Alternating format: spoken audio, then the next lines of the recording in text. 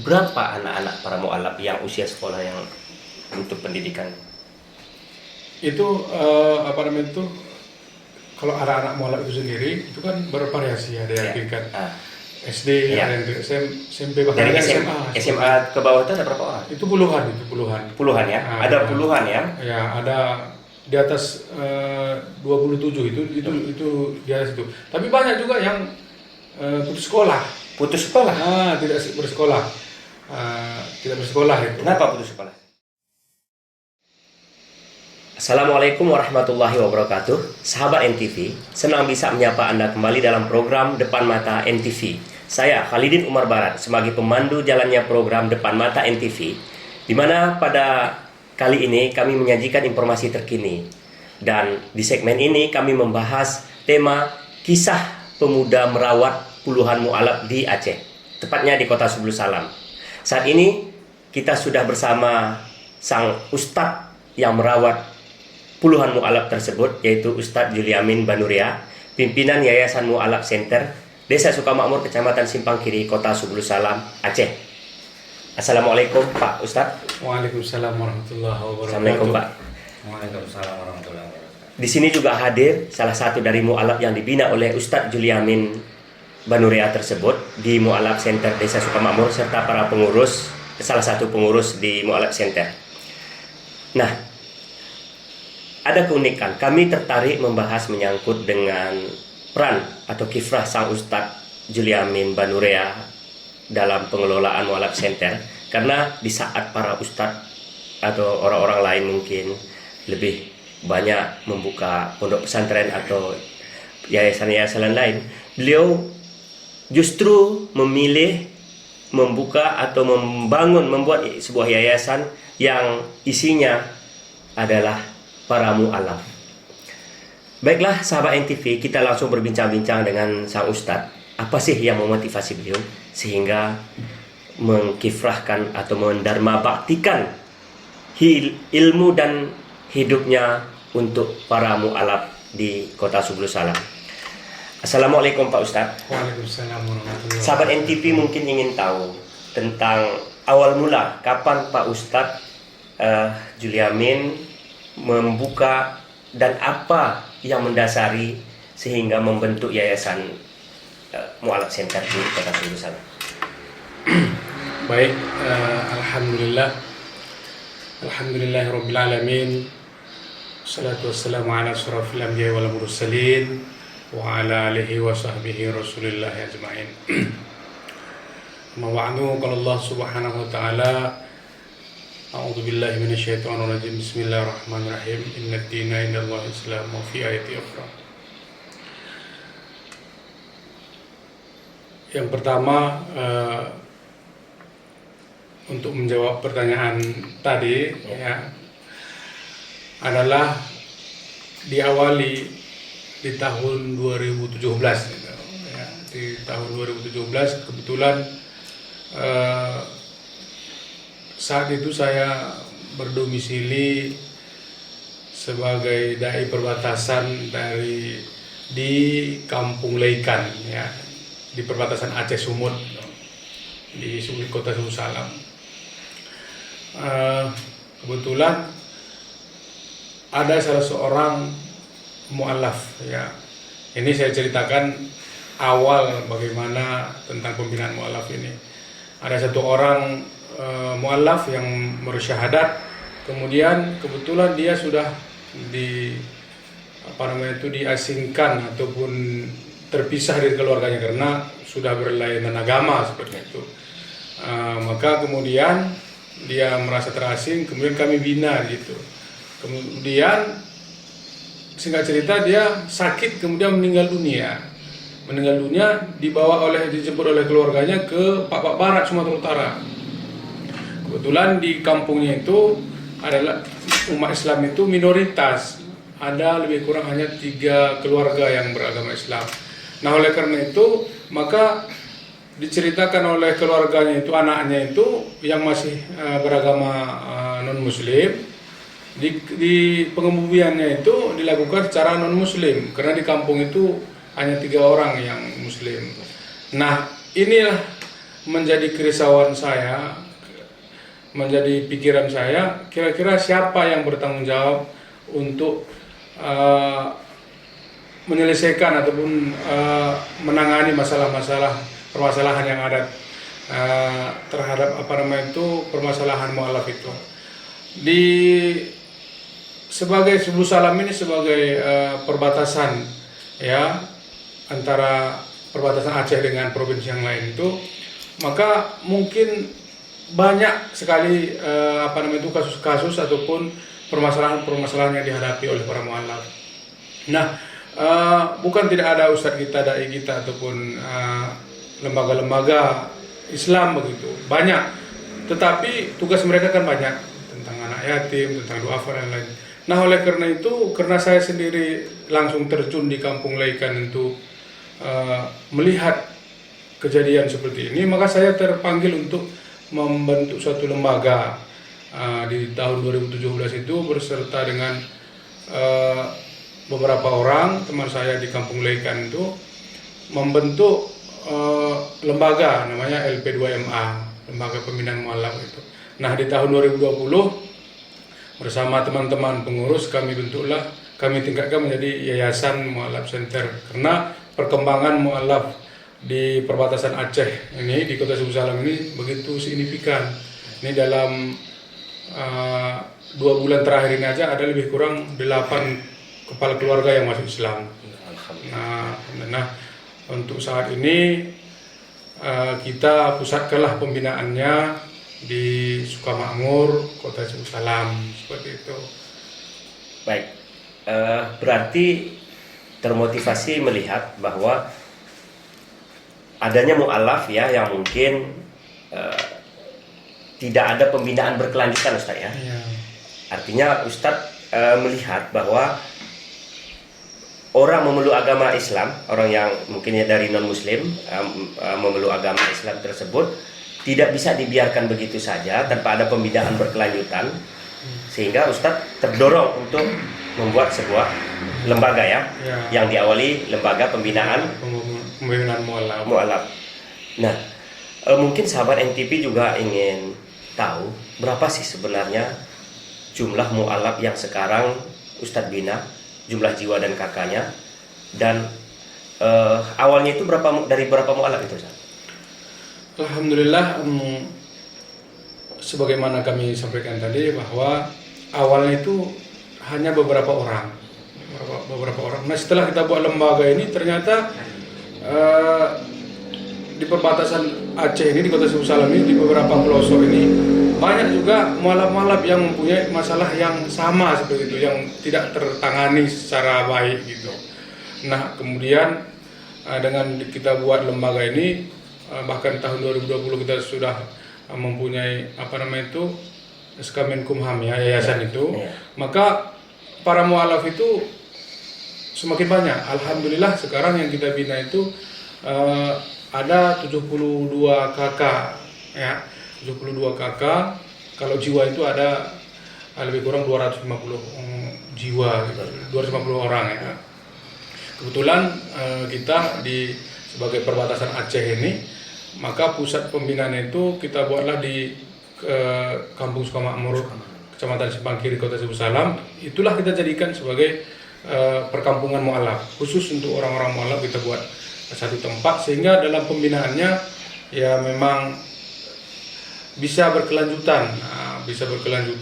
Kita fokus bagaimana mengarahkan para mualaf ini, mereka agar lebih baik untuk bisa mengenal dan bisa mengamalkan Islam secara baik. Ya. Sahabat NTV, dari penjelasan Ustadz Juliamin Banuria tadi bahwa beliau sampai saat ini membina sekitar 72 kepala keluarga atau sekitar 250 jiwa para mu'alaf di Yayasan Mu'alaf Center Desa Sukamakmur. Itu sebuah angka yang cukup besar, bahkan sudah hampir satu perkampungan ya. Karena di Subuh Salam sendiri ada desa yang jumlah kepala keluarganya hanya sekitar 70-an, di bawah 100-an.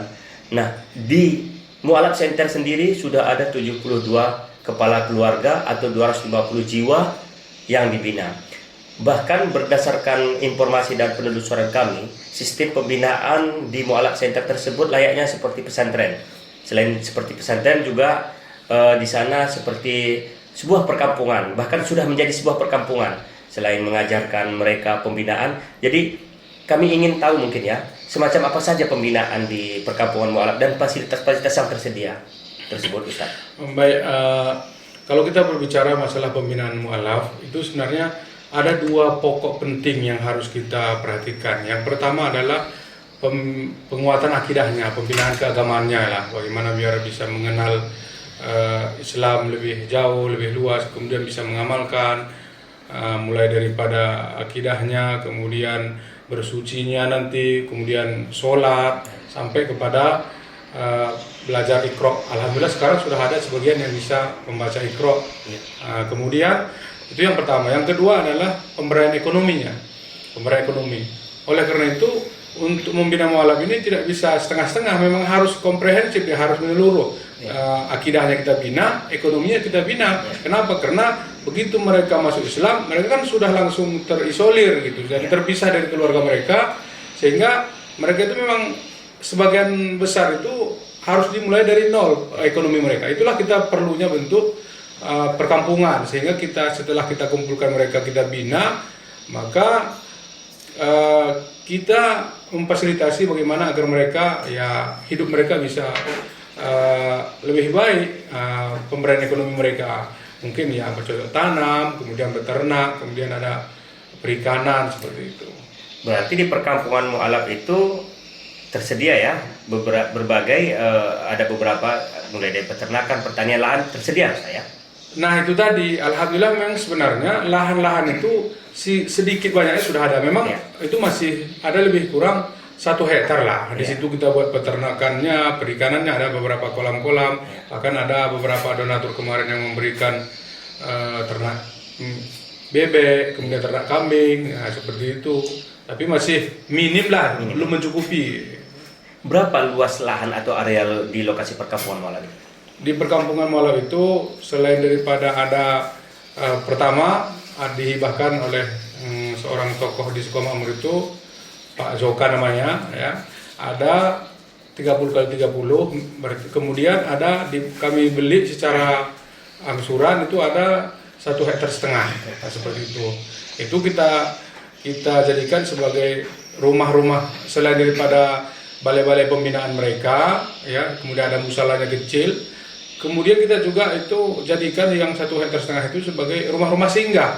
Rumah mualaf yang baru itu kita tempatkan di sana, sehingga mudah kita untuk membina mereka secara berkelanjutan seperti itu. Untuk mualaf yang lain apakah tinggal di asrama juga atau di tempat lain? Nah, untuk mualaf-mualaf yang lain tetap juga di kampung itu, di sekitar Mualaf Center itu, tetapi tidak lagi di rumah singgah yang Mualaf Center punya gitu ya. Kalau yang rumah singgah itu adalah aset yayasan, itu diperuntukkan untuk mualaf-mualaf yang baru. Nah, setelah dia lebih kurang 6 bulan kita bina di situ, sudah bisa katakanlah bersuci, kemudian sholat dan sebagainya, baru kita pindahkan ataupun mereka bisa mencari tempat rumah huni yang lain, tapi tetap di sekitar itu. Untuk pembinaannya sendiri, Ustaz, pembinaannya itu dia itu per hari, per minggu atau bagaimana? Khusus untuk yang sudah tinggal di rumah singgah dan di perkampungan mualaf itu setiap saat, begitu misal kata habis maghrib, itu ini untuk orang tua yang laki-laki misalnya seperti itu. Kalau habis asar yang ibu-ibu, kalau selanjutnya itu paginya itu untuk anak-anaknya gitu, harus mereka sekolah jam 2. Tapi untuk keseluruhan di Mualaf di Subuh Salam ini kita lakukan pembinaannya itu sekali sepekan, setiap hari Minggu. Berarti pola pendidikannya hampir sama dengan pesantren Ustaz, setiap hari ya? Alhamdulillah. Ya. Alhamdulillah. Baik sahabat NTV, kita rehat sejenak, tetap saksikan depan mata. Kita kembali usai jeda pariwara berikut.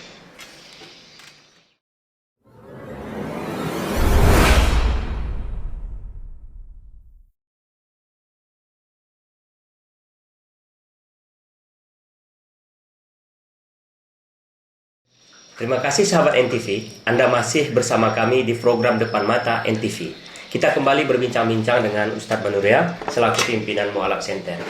Pak Ustadz, setelah kita berbincang menyangkut dengan program yang dilaksanakan di Mu'alaf Center, kami juga ingin bertanya kembali apa saja fasilitas yang tersedia di Mu'alaf Center sejauh ini, Ustaz? Mulai dari gedung, mungkin, dan Alhamdulillah sampai saat ini walaupun dalam kondisinya ya sederhana masih Ya. sudah ada ruang belajarnya lah, ruang belajar pembinaannya ada lebih kurang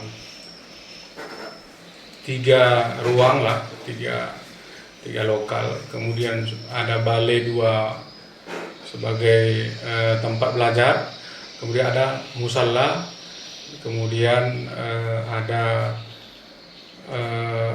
kamar mandi, FCK sudah ada, walaupun masih sederhana seperti itu. Kemudian ada kolam-kolam peternakan ikan itu sebagai pemberdayaan ekonomi. itu untuk kolamnya itu sudah mampu, istilahnya bisa lah untuk biaya hidup mereka sehari itu bagaimana, Ustaz? Belum. Itu baru sebatas bagaimana hanya untuk biaya listrik, kemudian biasa ada biaya operasional kegiatan pembinaan. Namun untuk menopang kehidupan mualaf itu sendiri belum. Mereka itu masih bekerja sembrautan. Masih bekerja di luar, terkadang kan di kebun orang, kemudian kerja jualan, masih di luar Mu'alaf Center itu mereka cari uang, cari apa gitu. Untuk mu'alaf yang baru lah yang mungkin ya, untuk mu'alaf baru itu biaya hidup mereka dari mana? Alhamdulillah kalau mualaf-mualaf yang baru yang tinggal di rumah singgah itu sekitar sejauh ada misal donatur yang memberikan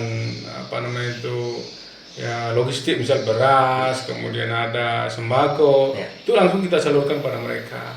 Dan alhamdulillah yang tinggal di rumah singgah itu listrik mereka itu kita gratiskan, kita memang sudah kita sediakan. Baru sebatas itulah kesanggupan daripada yayasan gitu.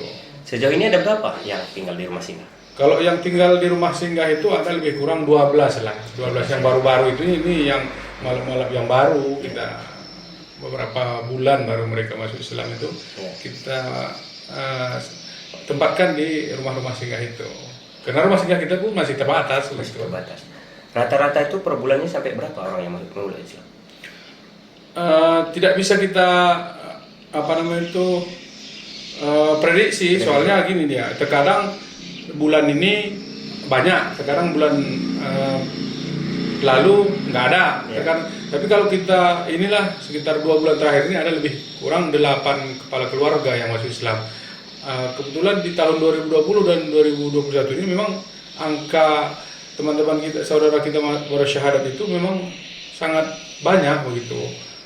Tapi tidak bisa katakanlah tidak sama bulan ini dengan bulan kemarin, itu grafiknya itu nggak sama. Mereka yang menjadi mu'alaf ini warga setempat atau orang yang baru datang atau bagaimana? Jadi karena kita adalah perbatasan Aceh dengan Sumut, maka yang sekitar 90% yang masuk Islam itu adalah dari luar Aceh gitu. Yang baru datang ya gitu? Iya, yang baru datang. Ada yang memang sudah lama di sini, berdiam di Suku Salam ini, ada yang baru datang. Begitu mereka mendengar bahwa ada pusat pembinaan mualaf itu, perkampungan mualaf itu, mereka datang. Ketika mereka ingin bersyahadat, mereka langsung datang mendatangi kami.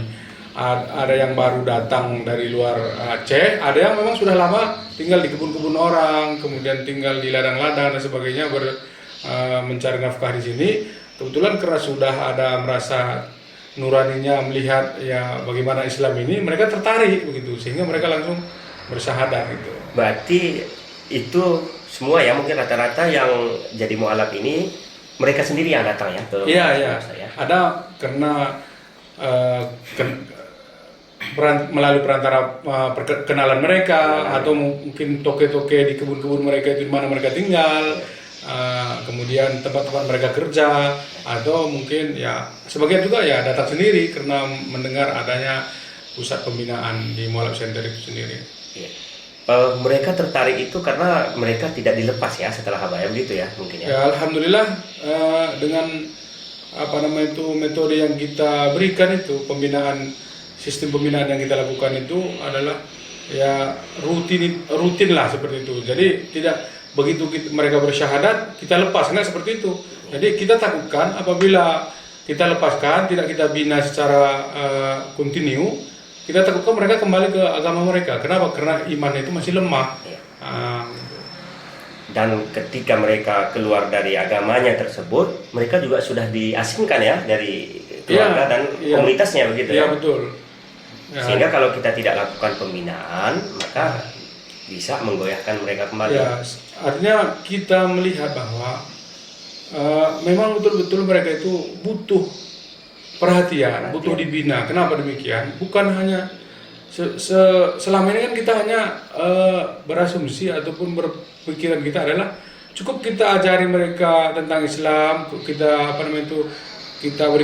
ceramahi mereka, kemudian kita berikan ya katakanlah santunannya, kemudian baju-baju muslim, habis itu kita lepas. Ternyata membina mualaf tidak cukup demikian. Setelah kita berjalan membina mualaf ini, dan alhamdulillah jujur kami katakan bahwa memang membina mualaf ini luar biasa. Memang kita membutuhkan ya perhatian, konsentrasi kita, keseriusan, keikhlasan kita. Dan alhamdulillah dengan keikhlasan yang kita bangun, Allah memberikan saya sendiri selama membina mualaf ini ada rasa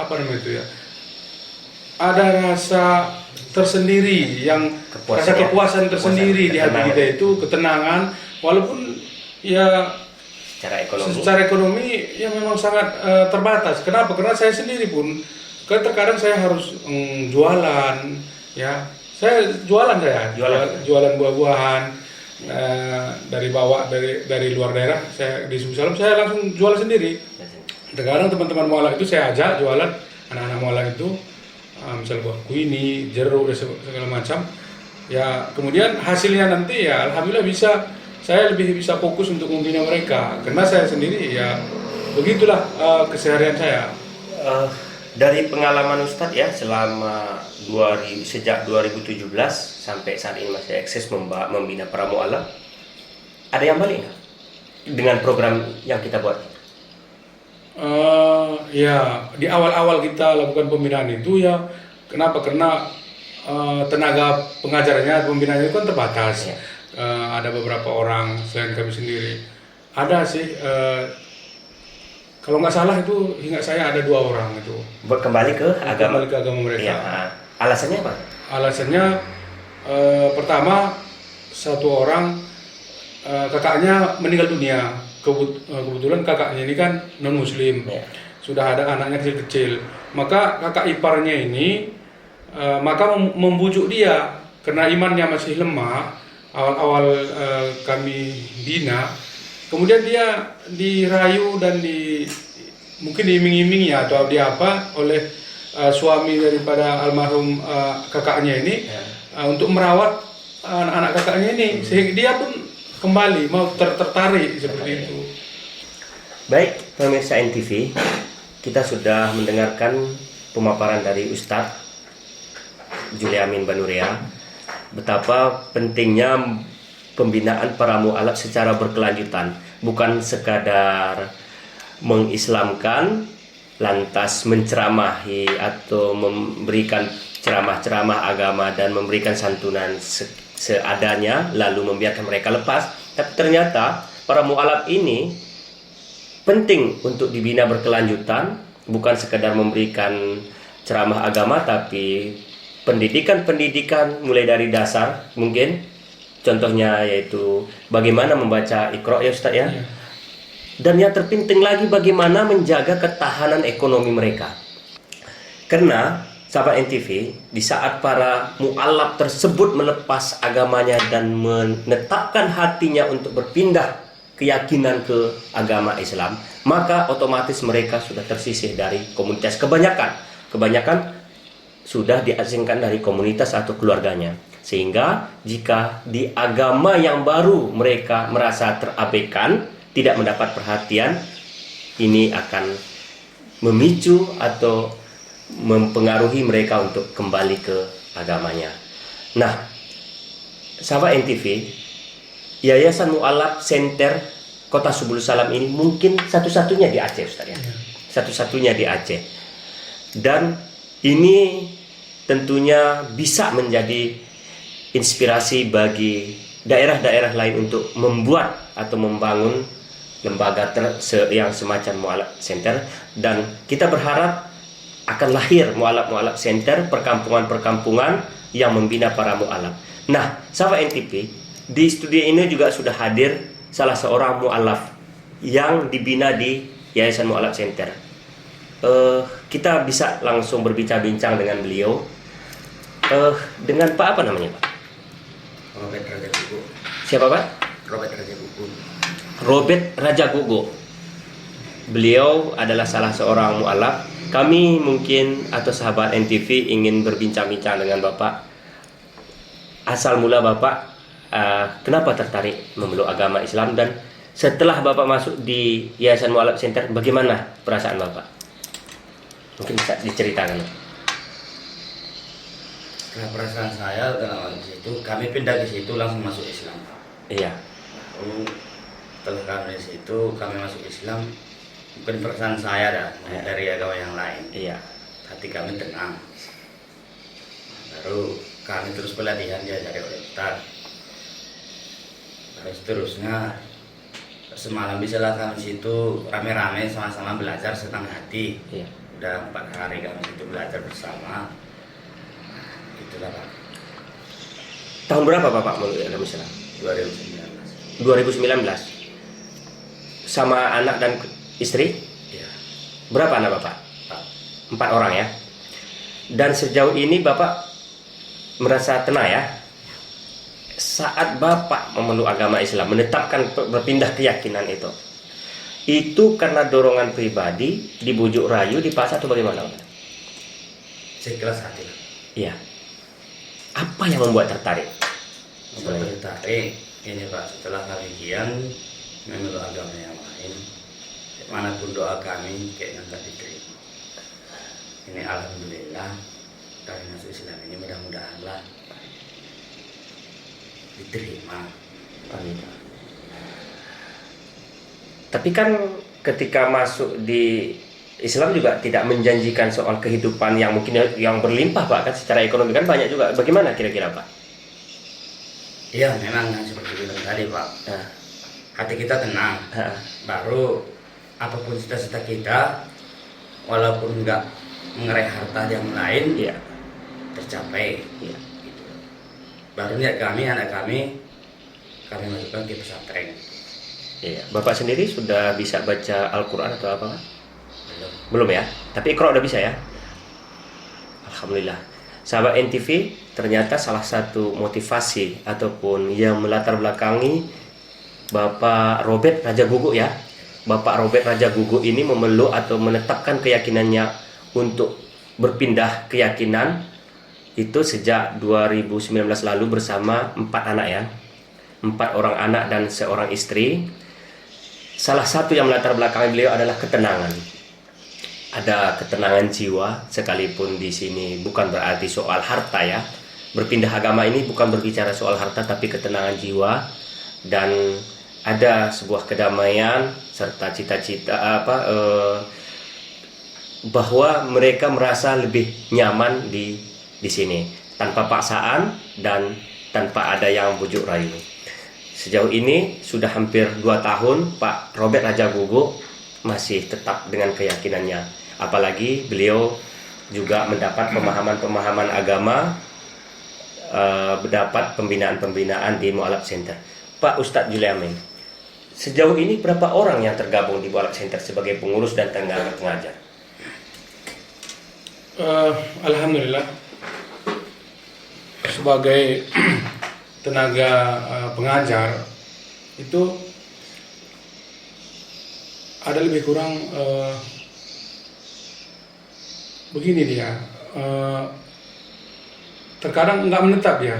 Ada yang kenapa demikian, karena Mualaf Center ini semua serba relawan, Relawan, ya. Jadi itu juga yang membuat hati kami itu miris seperti itu. Nah, untuk hari ini alhamdulillah ada satu orang Ustadz Maulana Temangger namanya, membantu kami di sana. Selama ini ya ada yang ingin katakanlah mengajar sukarela. Ada beberapa orang terkadang dari lembaga-lembaga Islam, dari pesantren-pesantren ingin memberikan tenaganya mengajar permaluan seperti itu. Jadi secara sukarela ya.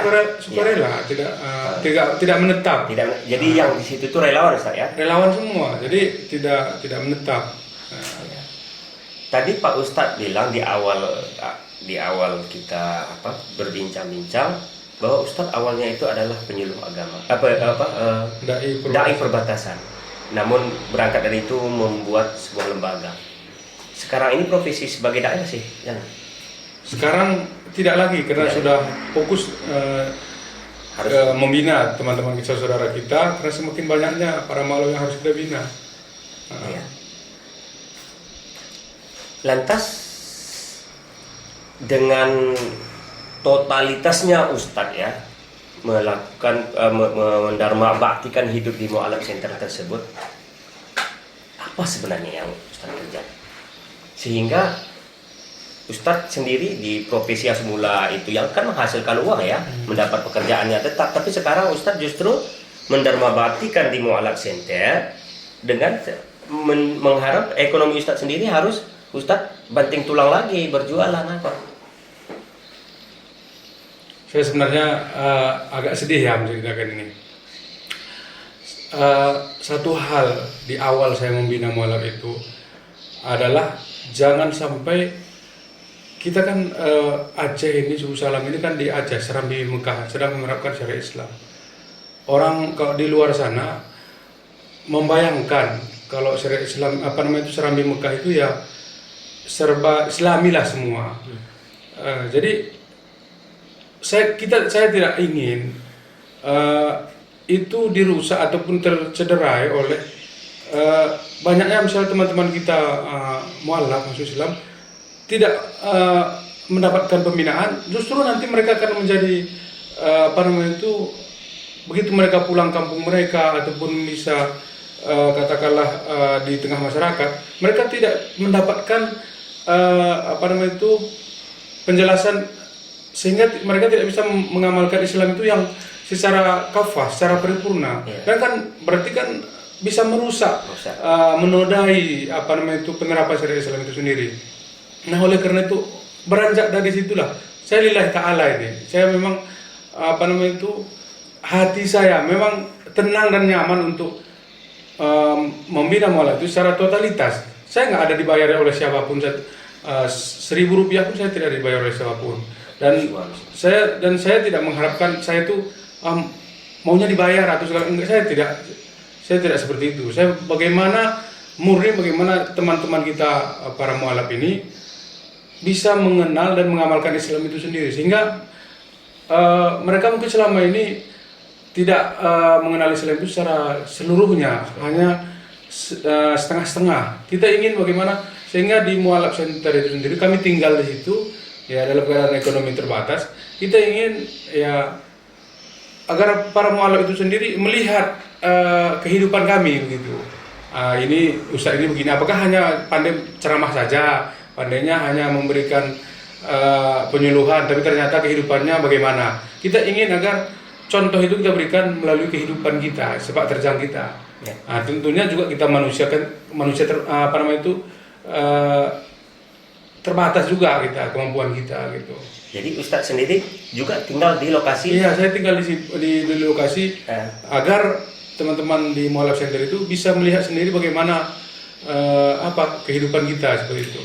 Artinya Ustadz juga menunjukkan kepada para rekan-rekan mualaf bahwa Ustadz setara dengan mereka ya, begitu secara begitu ya. Bukan berarti kan mereka tinggal di asrama atau di rumah singgah, justru Ustadz nanti tinggal di tempat lain dengan hidup yang berkecukupan misalnya ya, begitu ya. Bahkan dengan kita tinggal di situ, mereka kan bisa meniru bagaimana cara ketika waktu, misal kata waktu kita beraktivitas mencari nafkah, katakanlah berladang, Ya. datanglah tiba waktu sholat seperti itu, sholat asar, sholat zuhur, itu kita harus cepat-cepat sebelum azan kita sudah. Maka mereka bisa mencontoh itu. Itu yang kita ingin berikan. Contoh seperti itu yang kita bisa berikan. Jadi panutan Ustaz Jadi ya. panutan seperti itu. Ya. Sahabat NTV, Ustadz Juliamin Banuria sudah membuktikan bagaimana dia mendharma baktikan hidup dan ilmunya untuk puluhan mu'alaf yang ada di Mu'alaf Center. Beliau melakukan ini semua bukan untuk mengejar uang atau finansial, tapi ini demi pembinaan para mu'alaf. Bahkan beliau di Mu'alaf Center tidak menerima seperak pun gaji, adapun untuk biaya dan kebutuhan beliau sehari-hari diperoleh dari usaha sendiri seperti berjualan buah-buahan dan pekerjaan lainnya. Ini menjadi inspirasi bagi kita. Sahabat NTV, kita rehat sejenak, tetap di program Depan Mata NTV. Kami kembali setelah jeda pariwara berikut.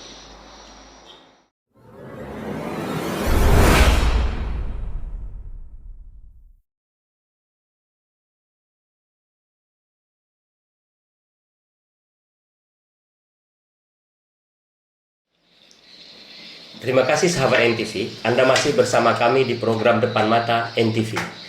Kita kembali berbincang-bincang dengan Ustadz Juliamin Banuria, pimpinan Yayasan Mu'alaf Center Desa Sukamakmur, Kota Sulu Salam, Aceh. Pak Ustadz, sejauh ini sudah 3 tahun ya berlalu, 4-5 tahun ya, 4 tahun Yayasan Mu'alaf Center berjalan. Menurut Pak Ustadz, apa saja kendala dan tantangan dalam mengelola Yayasan Mu'alaf Center yang selama ini, Ustadz? Yang menjadi kendala kita yang paling mendasar adalah kehidupan mu'alaf itu sendiri, ya. Sehingga kami dari yayasan yang masih terbatas, ya, belum bisa membantu pemberdayaan ekonomi mereka secara baik begitu. Sehingga mereka harus keluar dari Mu'alaf Center itu sendiri untuk sehari-hari mencari kebutuhan mereka, memenuhi kebutuhan mereka. Kita inginkan mereka itu tinggal di perkampungan Mu'alaf itu sendiri dan mereka mencari penghasilan di sekitar itu, di perkampungan itu. Kalau memang idealnya seperti itu, harus ada lahan-lahan garapan mereka untuk mencari uang, mencari kebutuhan mereka lah, seperti itu. Tapi itu masih belum ada. Nah, ya? jadi itu menjadi kendala kita. Salah satu terbesarnya adalah pemberdayaan ekonomi mereka itu belum bisa kita sanggupi. Artinya ini masih banyak ya, masih dominan ya? Iya. Para mu'alaf ini yang bekerja jauh ya di luar situ ya? Iya. Yang tidak bisa PP ya, pulang pergi ya? Sebagian besar ya adalah bisa BP, tapi sebagian ya memang harus, bahkan ada yang di luar provinsi, luar kabupaten ya. Artinya dengan demikian tentu mereka tidak bisa fokus untuk mendalami pendidikan soal Islam ya. Iya. Itu kendala kita memang yang kita hadapi sehari-hari. Sahabat NTV, bahwasanya dalam pengelolaan atau pembinaan Mu'alaf Center ada kendala yang paling besar, itu adalah menyangkut pemberdayaan ekonomi. Baik pemirsa NTV, sebelum wawancara ini, sebelumnya kami juga telah mengunjungi lokasi Mu'alaf Center di Desa Sukamakmur, Kecamatan Simpang Kiri, Kota Sulu Salam, sekitar 5 km dari pusat kota. Di sana kami melihat langsung bagaimana aktivitas para mu'alaf di lokasi.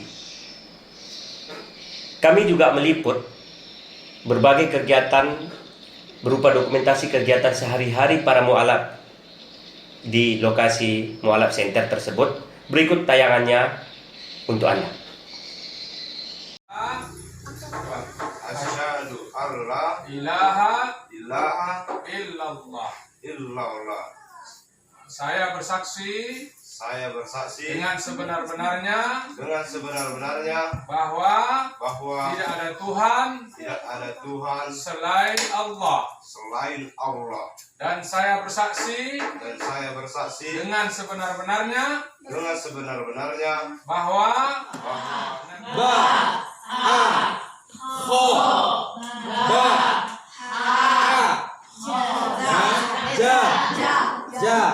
Kalau di tengah titiknya عبده ورسوله الذي لا نبي بعده اللهم صل على سيدنا محمد وعلى آل سيدنا محمد.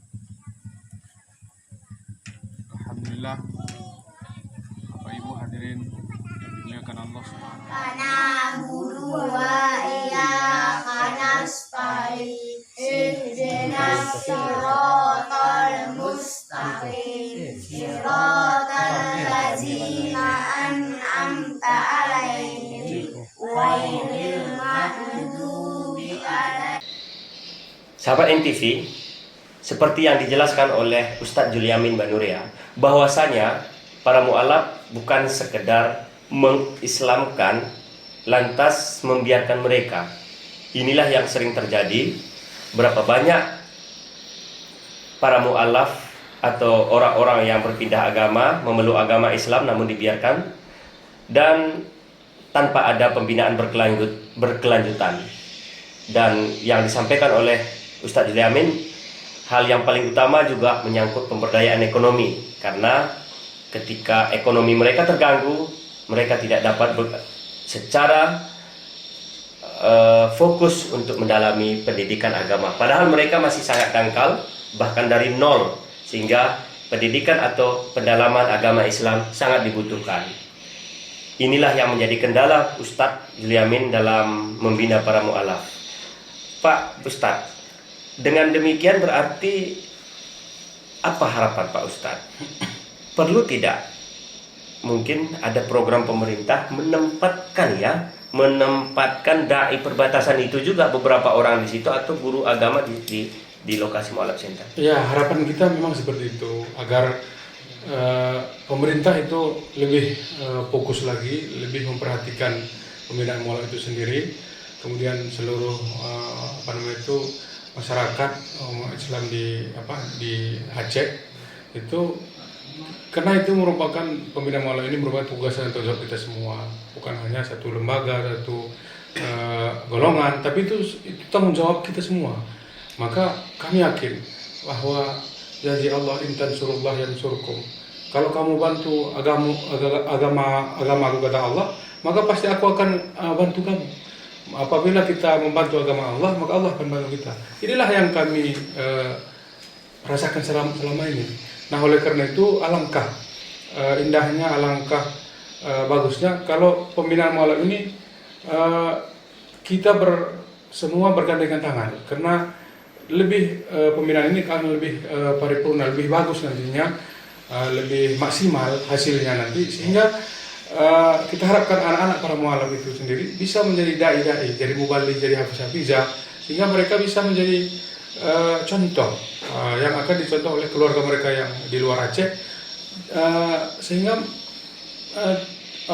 mereka tertarik memeluk Islam tanpa kita ajak atau tanpa kita iming-iming. Mereka dengan melihat keluarga mereka yang telah dahulu masuk Islam itu, dengan akhlak mereka bagus, pendidikan mereka bagus, pengamalan agamanya bagus, ekonominya juga bagus, mereka akan tertarik langsung sehingga bisa berbondong-bondong masuk Islam seperti itu. Itu yang kita harapkan. Jadi sejauh ini bahwa belum maksimalnya pembinaan ini karena masalah ekonomi tadi ya. Itu salah satunya. Ekonomi ya. Dan kita harapkan adanya perhatian pemerintah menempatkan guru-guru, tenaga-tenaga atau penyuluh atau dai perbatasan mungkin ya, yang ada program pemerintah di lokasi mu'alaf center, termasuk membuat program-program mungkin ya, program bantuan tersebut juga diarahkan ke para mu'alaf ini. Nah, dari 250-an mu'alaf ini, berapa anak-anak para mu'alaf yang usia sekolah yang untuk pendidikan? itu apa namanya itu, kalau anak-anak mualaf itu sendiri itu kan bervariasi, ada yang Ya. tingkat Ah. SD, Ya. ada yang tingkat SMP, bahkan Dari ada yang SMA ke bawah itu ada berapa orang? Itu puluhan. Puluhan ya? Ah, Ada puluhan ya? Ya, ada di atas 27 itu di atas itu. Tapi banyak juga yang putus sekolah. Putus sekolah? Tidak bersekolah. Tidak bersekolah itu. Kenapa putus sekolah? Ya, mungkin dulu di kampungnya sudah bersekolah. Iya. Setelah masuk Islam kan pindahan dari sekolah itu mungkin agak enggan untuk mengurus itu karena mereka sudah berpisah dengan keluarga mereka. Ada yang memang dalam satu keluarga itu anak dan mamanya masuk Islam, ayahnya tidak seperti itu, sehingga itu membuat ya mereka itu tidak bersekolah. Kemudian faktor ekonomi juga itu mempengaruhi, sehingga banyak yang tidak mungkin sanggup untuk melanjutkan pendidikan seperti itu. Ya, sahabat NTP, ada berbagai persoalan ternyata dalam pengelolaan Mualaf Center. Hal ini tidak mungkin dapat diselesaikan oleh Ustadz Juliamin sendiri dan beberapa pengurus. Dibutuhkan dukungan kerjasama semua pihak. Bukan hanya Ustadz Juliamin, bukan hanya Ustadz-Ustadz, bukan hanya pemerintah, tapi juga seluruh lapisan masyarakat. Baik itu masyarakat, tokoh agama, tokoh pemuda, dan semua masyarakat untuk bergandeng tangan bagaimana agar Yayasan Mualaf Center ini dapat lebih mandiri, dapat lebih maksimal. Seperti yang disampaikan Ustadz Juliamin, hal yang paling saat ini bermasalah yaitu adanya anak-anak para mualaf yang harus putus sekolah. Ini tentu menjadi perhatian. Bagaimana nantinya yayasan dapat memfasilitasi mereka tentang kendala-kendala sehingga mereka putus sekolah. Dari yang putus sekolah dapat dilanjutkan kembali, apakah faktor ekonomi atau surat pindah yang terkendala. Tentunya membutuhkan dukungan, bukan sekedar dukungan moral, tapi dukungan nyata para masyarakat yang ada di Aceh maupun di luar Aceh. Pak Ustadz, kira-kira apa harapan dan permintaan Pak Ustadz untuk pemerintah, baik pemerintah Kota Subulu Salam maupun pemerintah? Alhamdulillah, beberapa hari belakangan memang sudah ada dari Dinas Syariah Islam Kota Subulu Salam, pemerintah Kota Subulu Salam, yang terjun langsung melihat dan membina para mualaf di Mualaf Center.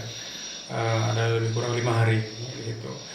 Nah, harapan kita adalah agar program seperti ini itu berkelanjutan.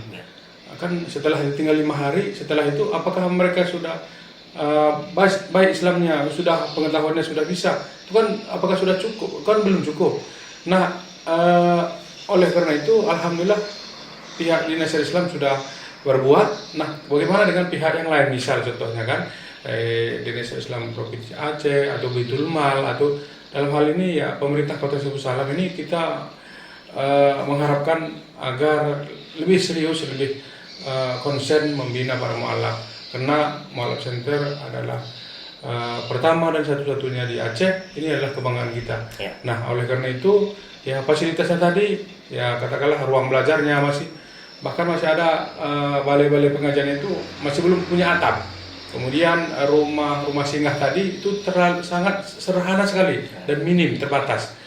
Nah, kita harapkan agar kalau semua kita bergandengan tangan membina para mualaf ini para saudara kita yang bersyahadat itu, kita ingin agar kelengkapan mereka disediakan di sana. Misal katakanlah peci, baju muslim, kemudian kain-kain sarung, bahkan mukena, itu sekarang tidak tersedia di sana. Kita harapkan ada yang mendonasikan,